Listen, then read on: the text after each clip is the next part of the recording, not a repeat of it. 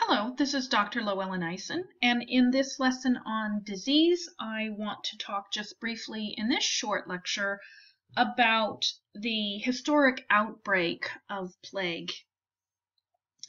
So you can see from these three dates, approximately 541 of the Common Era, 1347 of the Common Era, and 1894 of the Common Era. You can see in these three dates the time period linked with the plague, what's known as the Plague of Justinian in antiquity, the Black Plague of the High Middle Ages, and the Pre-Modern Plague. And you can probably notice that there's a huge time gap between the Plague of Justinian in 541 and the Black Plague in the 14th century. And that extensive length of time is going to contribute to what made the Black Plague so significant. So, very briefly, the Justinian plague was introduced into the Mediterranean in the 6th century during the reign of Emperor Justinian I. So on this map, let's just take a look at this. Let's orient ourselves. Here we have Western and Central Europe, Eastern Europe, and the Middle East. Here's North Africa, and up here we have the British Isles. So I've got all of these little images here to demonstrate the type of people that you've got located in these areas at this time. So this at this point in time of the Justinian plague is the Eastern Empire, and this is a largely Greek Christian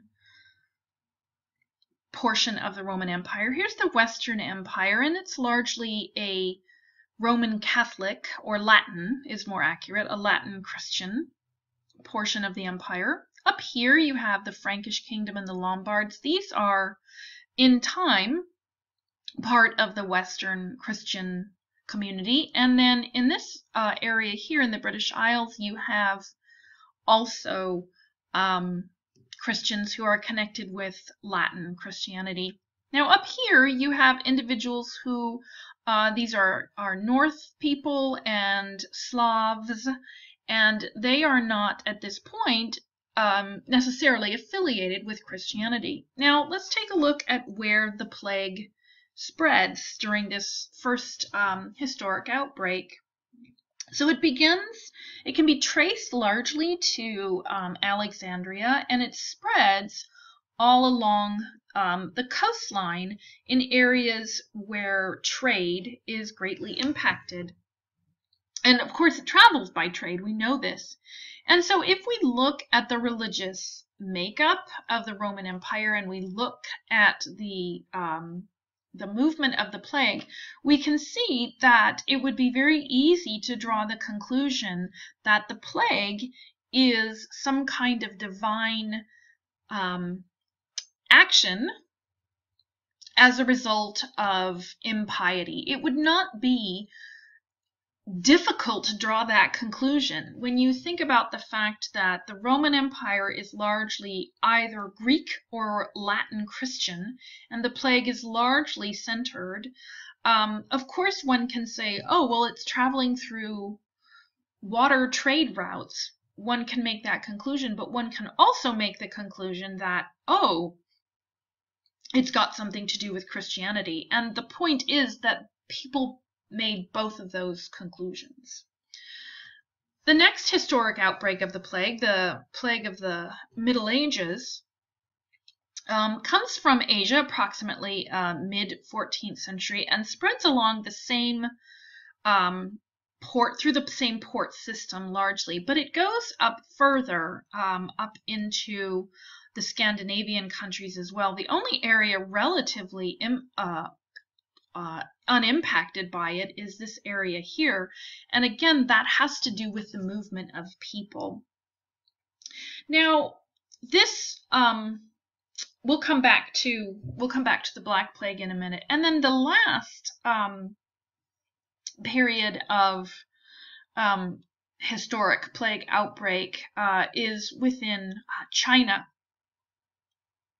and you can see that you have evidence of it in the 18th century and then all the way into, although rarely, into the 1960s. And again, people die still of bubonic plague. It's not something that has left us. It's just we haven't had the same kind of pandemic problem that we have, that history has suffered in the past.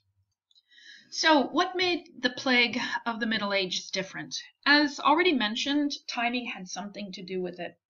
Europe had not had an outbreak of the plague in over 500 years by the time it made its appearance in the 14th century. And so, medically, pragmatically, and psychologically, people were not prepared for disease on that scale. Geography was another reason, or another element that distinguishes the Black Plague from other outbreaks of disease. And by geography, I mean that, as you can see from this map, the disease was a shared experience among medieval Europeans. And I have to say that, in this case, it's not a respecter of persons. It doesn't matter who you are. It doesn't matter what your status, your gender, your education, your race. It doesn't matter. The disease simply is what it is.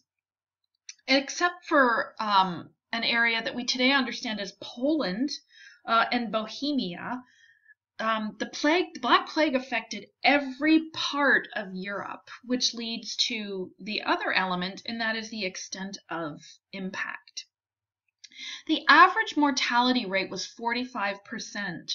The highest was 70% in some places. So that's pretty significant. 70%. That would mean in our class of 20 people, if 14 people died, that would be 70% of our class. And the point is that the mortality rates were so high that they negatively impacted, or they just impacted full stop, society on every level.